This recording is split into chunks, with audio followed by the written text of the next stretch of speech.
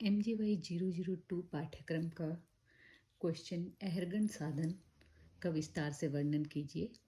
इसके पिछले पार्ट में हमने देखा कि अहरगन साधन का उद्देश्य क्या है। उद्देश्य होता है इसका ग्रह स्पष्ट करना, जिससे कि ग्रहों का सम्यक फल प्राप्त हो सके। और इसको 3 प्रकार से किया जाता है: सिद्धांत अहरगण, तंत्र अहरगण और करण अहरगण। अब हम सिद्धांत अहरगण की विधि देख रहे हैं, जिसमें कि कल्प या सृष्टि से काल गणना कर ग्रह गणित किया जाता है। तो इसमें हम आगे देखेंगे कि सूर्य सिद्धांत के मध्यमाधिकार में श्लोक संख्या 29 से 33 तक भगन, सभी ग्रहों के भगन के मान के बारे में बताया गया है, जिसमें कि हमें सूर्य, चंद्रमा और पृथ्वी के भगन की आवश्यकता होगी कैलकुलेशंस करने के लिए। तो हम इनके भगन देख लेते हैं। तो सूर्य के भगन की संख्या एक महायुग में 43,20,000 होती है। चंद्र भगन की संख्या एक महायुग में 5,77,53,336 होती है। अब आर्यभट्टीय परंपरा में भूमि का भगन निश्चित किया गया है, जिसमें कि एक महायुग में 158,22,37,500 होती है। अब हम सौर दिनों की संख्या निकालेंगे, जो कि सूर्य और पृथ्वी के रिलेटिव रोटेशन की वजह से एक महायुग में हम सौर दिनों की संख्या निकालेंगे, जो कि पृथ्वी भगन माइनस सूर्य भगन, तो एक महायुग में ये सौर दिन आ जाएंगे। अब चांद्रमास, जैसा कि हमने जाना, चांद्रमास में 30 तिथियां होती है और एक अमावस्या से दूसरी अमावस्या तक का समय चांद्रमास होता है। एक अमावस्या जब सूर्य और चंद्रमा सेम राशि, अंश, कला, विकलादि पर होते हैं, तब एक अमावस्या से दूसरी अमावस्या तक का समय चांद्रमास होता है। चांद्रमास निकालने के लिए चंद्र भगन से हम सूर्य भगन को माइनस करेंगे तो एक महायुग में चांद्रमास आ जाएंगे। चांद्रमास को चांद्र दिन में कन्वर्ट करने के लिए 30 से मल्टीप्लाई किया, ये चांद्र दिन। फिर सौर मास हमारे पास ये सौर वर्ष हैं सूर्य के 43,20,000, 43,20,000। इसको हम 12 से मल्टीप्लाई करेंगे, ये हमारे पास में सौर मास आ गए। अब सौर वर्ष 365 दिन का होता है, चांद्र वर्ष 357-58 दिन का होता है। तो इस डिफरेंस के कारण अधिमास आ जाता है। तो उस अधिमास की गणना हम करेंगे, एक महायुग में अधिमास की गणना। तो हमें चांद्रमास पता है, सौर मास पता है, तो अधिमास एक महायुग में अधिमास इतने होंगे, चांद्रमास माइनस सौर मास, ये 15,93,336 अधिमास होंगे। इसी तरह तिथि का भी क्षय होगा। जब अधिमास होंगे तो क्षय तिथि चांद्र दिन और सौर दिन माइनस करेंगे तो हमारे पास में ये क्षय तिथि निकल के आएगी। इसके बाद में अब हम सूर्य सिद्धांत से अहरगन साधन करते हैं। पहले हम फार्मूला देखेंगे, फिर हम एग्जाम्पल के द्वारा अहरगन निकालेंगे।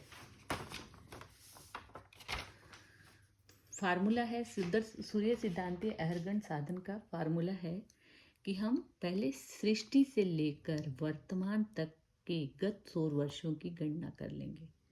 जैसा कि हमने उसमें पहले देखा है कि कल्प से लेकर हमने आज तक की सौर वर्षों की गणना करनी है। तो गत सौर वर्ष को फिर हम गत सौर मास में कन्वर्ट कर लेंगे, मल्टीप्लाई बाय 12 करेंगे और हम काउंटिंग शुरू करेंगे। हमारे चैत्र मास से लेकर काउंटिंग शुरू करेंगे। चैत्र, बैसाख, ज्येष्ठ, आषाढ़, सावन, भाद्रपद, आश्विन, कार्तिक, मार्गशीर्ष, पौष, मघा और फागुन। तो जो भी हमारा गत चांद्रमास है, जिस अभिष्ट दिन की हमने गणना करनी है, उससे गत चांद्रमास को हम प्लस कर लेंगे।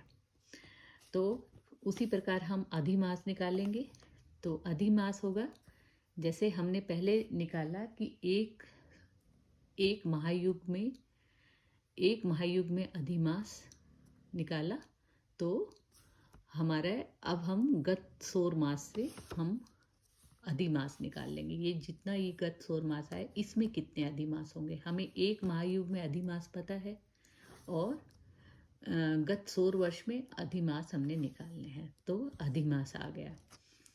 ठीक है, तो अब गत चांद्रमास निकालेंगे। हमें अधिमास पता लग गया, हमें सौर मास पता है, तो इनको प्लस करेंगे, हमारे पास में चांद्रमास आ गया। अब गत चांद्र तिथि निकालेंगे। हमारे पास ये गत चंद्रमास आया, इसको 30 से मल्टीप्लाई करेंगे और किस दिन का हमें अहरगण करना है वो अभिष्ट मास की चांद्र तिथि को हम प्लस कर लेंगे। अब हमारे पास ये तिथि आ गई गत चांद्र तिथि। अब हम इससे क्षय तिथि निकालेंगे।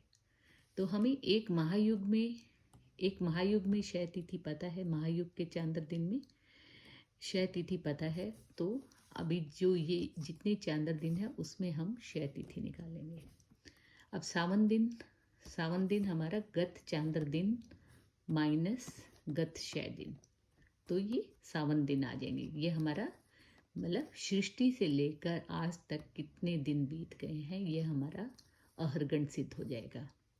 और इसको सिद्ध कर देखने के लिए डिवाइड बाय 7 करेंगे, तो जो रिमाइंडर आएगा उसको काउंटिंग, जैसे 2 आया तो काउंटिंग स्टार्ट करेंगे रविवार से, तो रविवार सोमवार, 2 आया तो सोमवार। ठीक है, अब हम कैलकुलेशंस को देखने के लिए एक कैलकुलेशन और देख लेते हैं कि सृष्टि के आदि से सतयुग के अंत तक के सौर वर्षों की गणना कैसे करेंगे, जिसका कि मान निकल के आता है 19,53,72,000, जो कि हमने लर्न कर लिया। लेकिन ये आया कहाँ से ये हमें देखना है कि सृष्टि के शुरू से लेकर सतयुग के अंत तक सौर वर्षों की संख्या ये देखते हैं। इसके बाद में हम एग्जाम्पल लेकर अहरगण सिद्ध करेंगे। तो हमने बताया कि 6 मनवंतर बीत चुके हैं अब तक। ठीक है, 6 मनवंतर मतलब महायुग, 6 इंटू मल्टीप्लाई बाय महायुग। ठीक है, तो ये हमारे पास ये आ गया।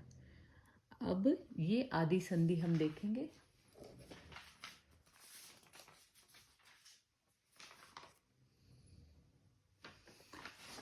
ये जो आदि संधि, ये देखिए मैं आपको फिर से दिखाती हूँ कि हमने आपको बताया था कि 6 मनवंतर बीत चुके हैं अभी तक 6 मनवंतर, सतयुग के अंत तक सृष्टि के आदि से लेकर 6 मनवंतर बीत चुके हैं।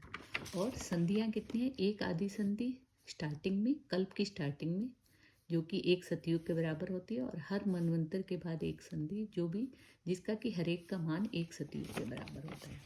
और एक सतयुग का मान होता है 17,28,000 सौर वर्ष। ठीक है, तो अब 6 मनवंतर 6 इंटू ये हमने एक मनवंतर का मान हम पहले निकाल चुके थे, वो हम रख लेंगे यहाँ पर। उसके बाद में आदि संधि 17,28,000, 6 मनवंतर की संधि जो 6 इंटू ये, और 27 महायुग का मान हो गया, और एक सतयुग का मान हो गया। और इन सब में से इन सबको प्लस करके हम माइनस करेंगे ब्रह्मा द्वारा सृष्टि रचना के जितने ईयर्स हैं उससे माइनस करेंगे। तो ये टोटल ये आ गया, ये ब्रह्मा द्वारा सृष्टि रचना के वर्ष हमने माइनस किए, तब हमारे पास ये निकल के आता है। अब हम एग्जाम्पल के द्वारा अहरगण साधन करेंगे। फॉर एग्जाम्पल हम लेते हैं कि हमें 30 मई 2023 ज्येष्ठ मास शुक्ल पक्ष दशमी विक्रम संवत 2080 का अहरगण साधन करना है। तो सृष्टि से लेकर हम सतयुग तक के सौर वर्ष लिख लेंगे। 19,53,00,000 ये जो अभी हमने निकाला था। ठीक है, और त्रेता के अंत तक के सौर वर्ष हम लिखेंगे, फिर द्वापर के लिखेंगे, और ज्येष्ठ तक के। अभी जो 2023 का हम कर रहे हैं साधन, तो तब तक कलयुग के इतने बीत चुके हैं, इतने वर्ष, तो ये टोटल इतने सौर वर्ष निकल के आएंगे। इसको हम ये सौर वर्ष हैं, इसको हम मल्टीप्लाई बाय 12 करेंगे, तो ये हमारे पास सौर मास आ जाएंगे, गत सौर मास। और अभी तक हमारे ज्येष्ठ में हमने निकालना है, तो अभी तक हमारे 2 मास बीत चुके हैं, तो इसमें हम 2 प्लस करेंगे, तो ये हमारे अभिष्ट मास ये आ गए। ठीक है, तो इसमें हम अधिमास की संख्या निकालेंगे कि हमें पता है कि एक महायुग में इतने अधिमास है, तो इतने सौर मास में कितने अधिमास होंगे, ये अधिमास की संख्या आई। तो अधिमास की संख्या आने पर अब हम गत चांद्रमास निकाल लेंगे। हमारे पास सौर मास है और अधिमास है, इनको प्लस किया तो चांद्रमास। अब चांद्र तिथि 30 से मल्टीप्लाई करके निकाल लेंगे। क्षय तिथि निकालेंगे। क्षय तिथि निकालने के लिए वही हमने एक महायुग में कितनी क्षय तिथियां हैं, और ये जो हमारे पास चांद्र तिथि आई, इतनी चांद्र तिथि में कितनी क्षय तिथि होगी, ये चांद्र तिथि निकालने के लिए हम ये जो दशमी तिथि है हमारी, ये प्लस भी करेंगे यहाँ पर। ठीक है, अब ये हमारे पास में क्षय तिथि आ गई। क्षय तिथि को सावन दिन निकालने के लिए चांद्र तिथि के साथ हम प्लस करेंगे, तो ये हमारे पास में आज तक का ये सावन दिन आ गए। मीन्स सृष्टि से काउंटिंग करके इतने सौर वर्ष बीत चुके हैं आज तक, इतने सावन दिन बीत चुके हैं। ठीक है, इस प्रकार हमने सूर्य सिद्धांत गणित की विधि से अहरगण साधन किया। Thank you.